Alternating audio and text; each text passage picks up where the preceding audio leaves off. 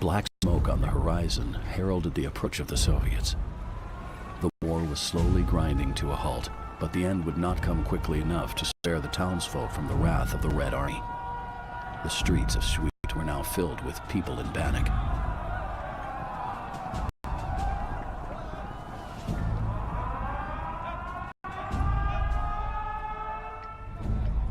German High Command had instructed Captain Staupe to make a strategic withdrawal from Schwedt, but the town wouldn't let their defenders leave so easily.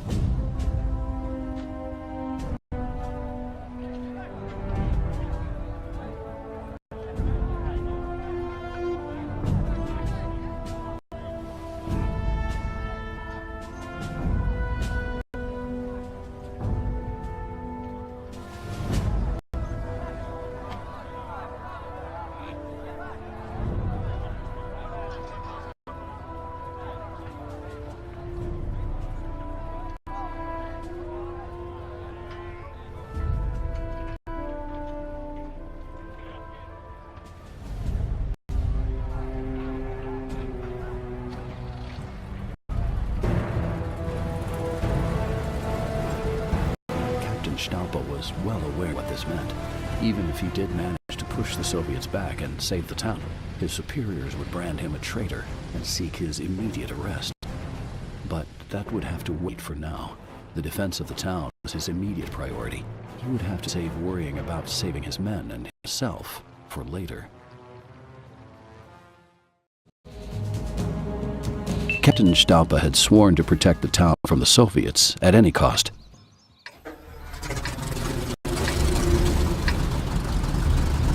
A new threat had appeared, with enemies approaching from the north.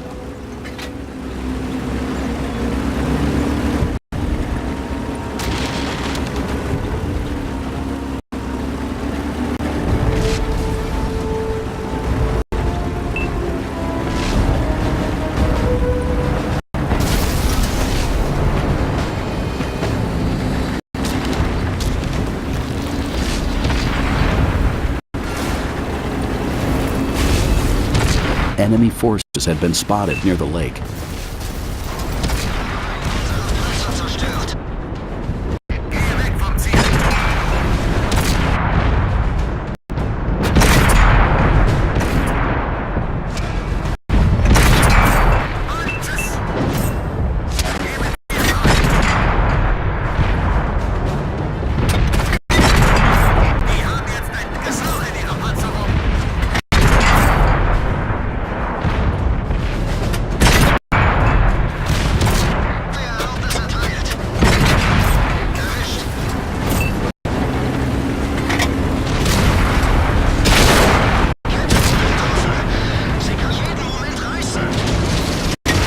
The relief in his men was clear to see.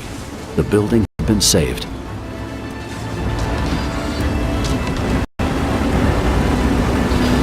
The town was being attacked from a new direction. Captain Staupe ordered his tanks forward to meet this latest threat.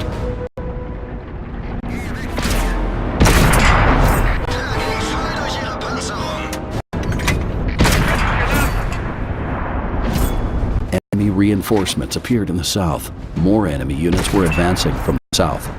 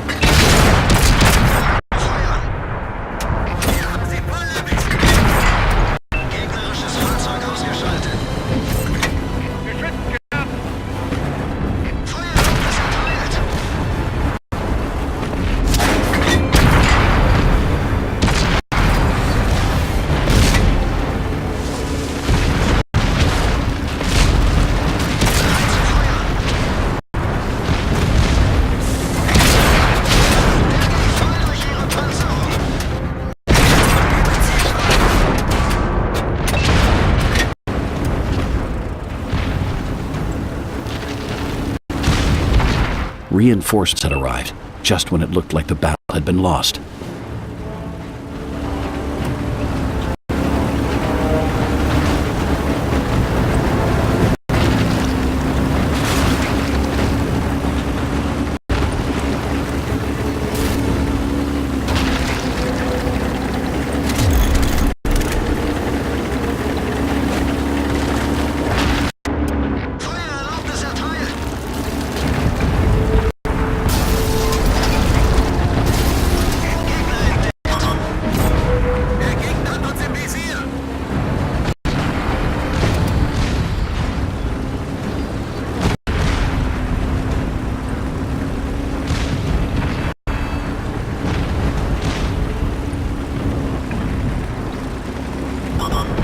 With the enemy attacking from every direction, the situation looked dire for the defenders.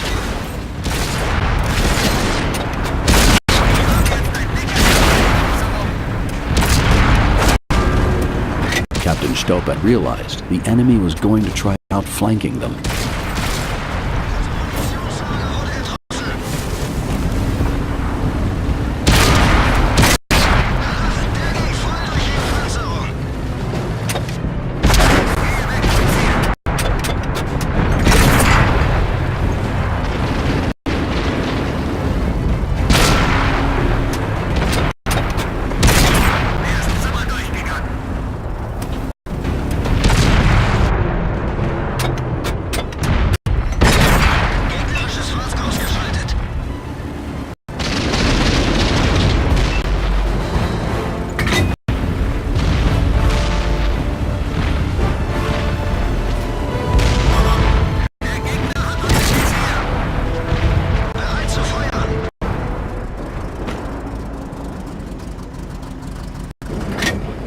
Karl Staupe and his men had defended the town, but his defiance meant he could never fight alongside his unit again.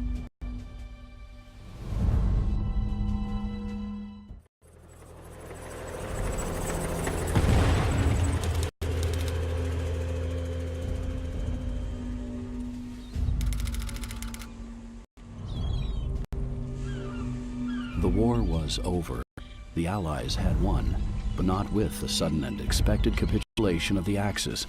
Instead, the end had dragged on for far too long. The post-war victory reveille was now being subdued by the stark realization of how much had been lost on both sides. This had been a conflict which had made casualties of everyone. Yet there were still a few who could afford to enjoy their hard-earned spoils, those who had seen an opportunity in the chaos that reigned around them and grabbed at it with both hands. Some would label it profiteering. They, however, would call it entrepreneurial.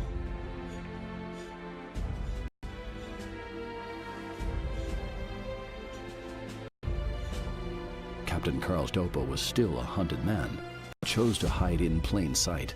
The money he accrued afforded him a comfortable lifestyle, but his funds were starting to run dry. He was forced to look for more work, and now risked everything by searching for it. The world was about to plunge into another conflict it wasn't ready for, an era that would reward those willing to be paid.